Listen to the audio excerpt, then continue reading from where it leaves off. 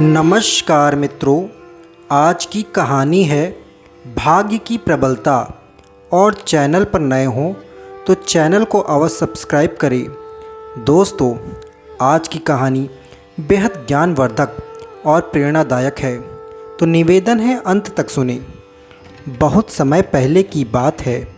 कृष्णानगर के राजा दुर्गादास के शासन में प्रजा बहुत खुशहाल और संपन्न थी, लेकिन राजा काफ़ी दुखी था क्योंकि उसके नन्हे और मासूम बेटे के पेट में न जाने कैसे एक सांप का बच्चा गलती से चला गया था।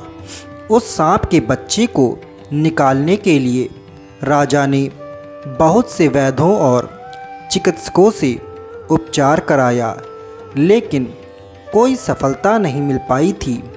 राजा दुर्गादास का बेटा जैसे जैसे बड़ा होता गया, वैसे वैसे उसके पेट में सांप की उपस्थिति उसे और अधिक व्याकुल करने लगी।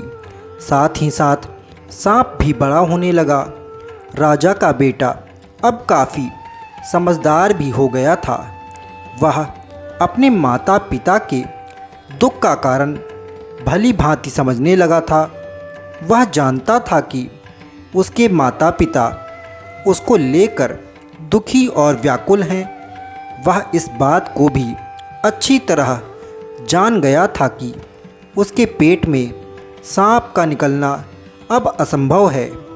राजा के बेटे से अब अपने माता पिता का दुख सहन नहीं होता था, इसीलिए उसने सोचा कि जब तक वह उनकी आँखों के सामने रहेगा वे दुखी ही रहेंगे।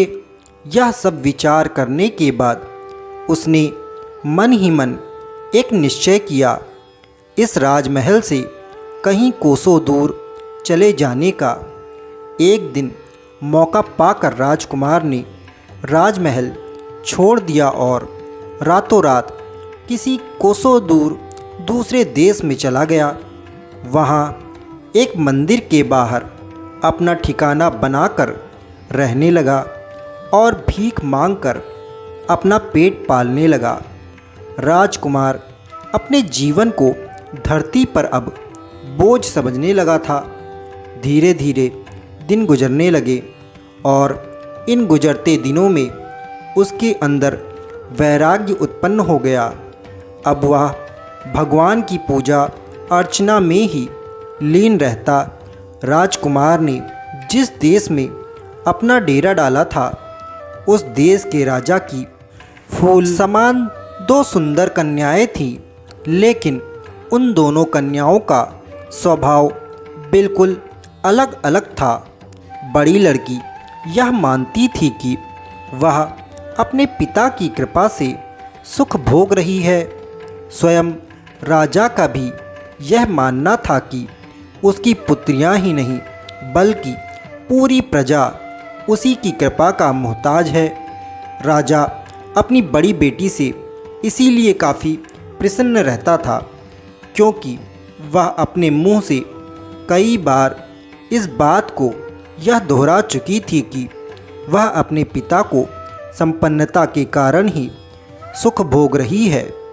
बड़ी बेटी के इस व्यवहार को देखकर राजा ने उसका विवाह एक राजकुमार के साथ कर दिया, लेकिन राजा की जो छोटी बेटी कामिनी व्यवहार और उसकी सोच बड़ी बहन से काफ़ी भिन्न थी।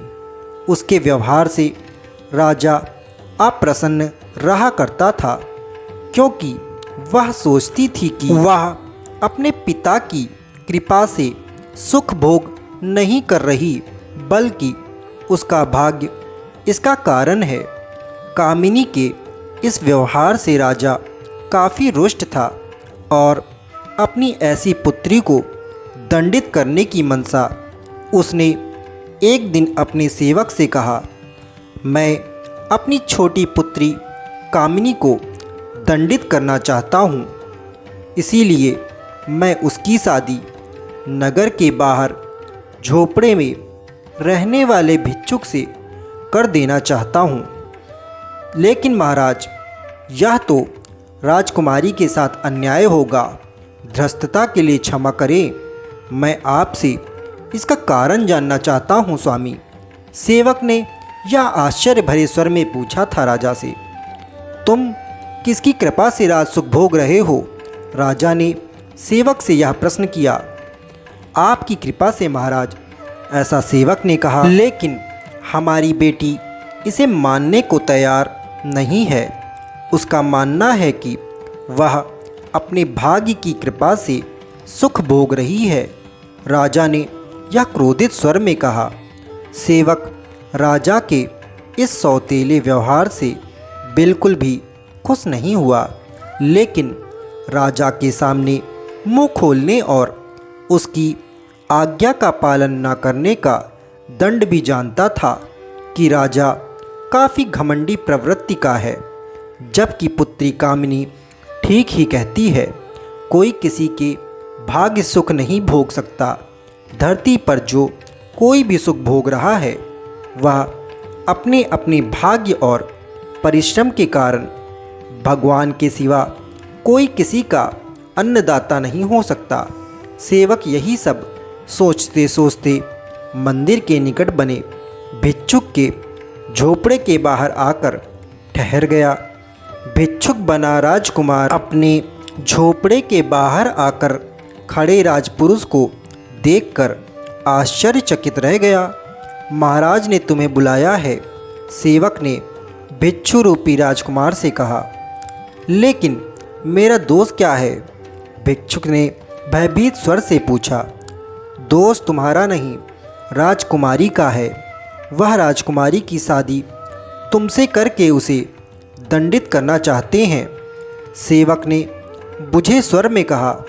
बड़ी अजीब बात है, जो तुम्हारा अपनी लाडली पुत्री की एक भिक्षुक के गले बांधना चाहता है, राजमहल से निकालकर आजीवन झोपड़ी में रहने की सज़ा सुना रहा है। उसे ऐसा कैसा राजा है? भिक्षुक ने बड़े आश्चर्य से कहा। हमारे राजा का फैसला अटल है और पुत्री भी उनकी है। वह उसकी शादी चाहे किसी राजकुमार से करे या भिक्षुक से, तुम्हें क्या? ऐसा सेवक ने कहा। मैं तो एक राजा का मामूली सेवक हूँ और उनका आदेश है कि तुम उनकी पुत्री कामिनी के साथ विवाह करो। फिर सेवक ने कहा, और अगर मैं यह ना करूं तो? हमारे राजा के आदेश का उल्लंघन का अर्थ है मृत्युदंड। सेवक के स्वर में क्रोध उभर आया। यह सुनकर भिक्षुक बने राजकुमार ने सोचा कि शायद वैराग्य उसके भाग्य में है ही नहीं, उसे गृहस्थ जीवन ही बिताना होगा, अन्यथा इस नगर का राजा उसे मृत्युदंड दे देगा। बुझे मन से वह राजा के सेवक के साथ राजमहल की ओर चल दिया। रास्ते में सेवक ने उसे अच्छी तरह से समझा दिया था कि वह राजा की हर बात को मान ले। अगर उसने ऐसा नहीं किया तो उसकी मौत निश्चित है। कुछ ही क्षण बाद भिक्षुक बना राजकुमार राजा के सामने खड़ा था। उसने राजा का आदेश मानकर उसकी पुत्री कामिनी के साथ विवाह कर लिया और उसे अपनी झोपड़ी में ले आया। राजकुमारी ने भिक्षुक को अपना कर्म फल मानते हुए अपना पति दिल से स्वीकार किया। विवाह के कुछ दिन पश्चात राजकुमारी ने अपने पति के साथ किसी अन्य नगर में जाकर रहने और वहाँ पति को किसी धंधे में लगाने का निश्चय कर लिया। उसने पति से कहा, हे स्वामी, भीख मांगकर जीवन निर्वाह करना अशोभनीय कार्य है, इसीलिए मैं चाहती हूँ कि इस नगर को छोड़कर हम कहीं और चले ताकि आप वहाँ कोई काम धंधा कर ले और हम सम्मानपूर्वक जीवन व्यतीत कर सकेंगे। तुम धन्य हो प्रिय, जिसने अपने भाग्य को भगवान मानकर मुझ जैसे भिक्षुक की पत्नी बनना स्वीकार कर लिया। इसीलिए मेरा भी यह कर्तव्य है कि एक पति होने के नाते तुम्हारी हर इच्छा को स्वीकार करूं। भिक्षुक ने कहा। अगले दिन प्रातःकाल कामिनी अपने पति के साथ किसी अन्य नगर की ओर चल दी। यात्रा करते करते दोपहर हो गई और वह दोनों थक कर एक नदी के तट पर स्थित बड़े से वृक्ष के नीचे बैठकर विश्राम करने लगे। कुछ ही देर विश्राम करने के बाद कामिनी उठकर खड़ी हो गई और पति से कहा, आप यहीं विश्राम करें स्वामी, मैं कुछ भोजन पानी का प्रबंध करके लाती हूँ। ठीक है जाओ, लेकिन सावधानी से जाना, भिक्षुक ने कहा। कहीं देर तक यात्रा करते रहने के कारण राजकुमार बहुत ज़्यादा थक गया था, क्योंकि उसके पेट में एक तो सांप भी था। इसीलिए वह लेट गया और कुछ ही देर में उसे गहरी नींद आ गई। जब कामिनी लौट कर आई तो उसकी आंखें आश्चर्य की अधिकता से फटती चली गईं। भिक्षुक सो रहा था और उसके मुंह के भीतर से सर्प हवा खाने के लिए अपना मुंह बाहर निकाले हुए था। समीप ही रेत का टीला था। रेत के टीले में से उसके पास ही बिल बनाकर रहने वाला एक दूसरा सर्प भी हवा खाने के लिए बाहर निकला हुआ था। बिल से बाहर निकलने हुए सर्प ने भिक्षुक बने राजकुमार के मुंह से झांकते हुए सर्प से कहा, तुमने एक मानव के पेट में घुसकर उसका जीवन नरक जैसा क्यों बना रखा है? शायद किसी को यह बात मालूम नहीं है कि पुरानी कांजी और काली सरसों को पीसकर गर्म जल के साथ पी लेने से तुम्हारी मृत्यु हो सकती है। बिल वाले सांप ने यह अत्यधिक क्रोध में कहा था। तब पलटकर पेट वाले सांप ने क्रोधित होकर बिल वाले सांप से कहा कि और किसी को यह भी मालूम नहीं है कि गरम और खौलते तेल को तुम्हारे बिल में डालने से तुम भी मर सकते हो। पेट वाला सांप अपना नियंत्रण खो चुका था और क्रोधवश फुफकारने लगा। दोनों सर्पों का वार्तालाप पीछे खड़ी राजकुमारी बहुत ध्यान से सुन रही थी और वह यह देखकर बहुत ज़्यादा आश्चर्यचकित थी। यह सुनने के बाद राजकुमारी उन दोनों की मृत्यु का गुप्त रहस्य जान गई। राजकुमारी ने उन्हीं को बताए हुए उपायों से दोनों सर्पों को मार डाला।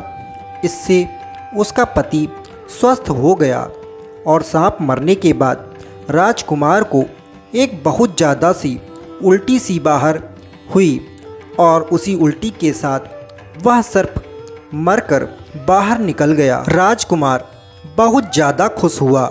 वह तुरंत राजकुमारी को अपने बीते जीवन का सारा वृत्तांत बताता है। यह सुनकर राजकुमारी भी बहुत ज़्यादा प्रसन्न होती है और दोनों ही कृष्णानगर राज्य के लिए वापस प्रस्थान करते हैं।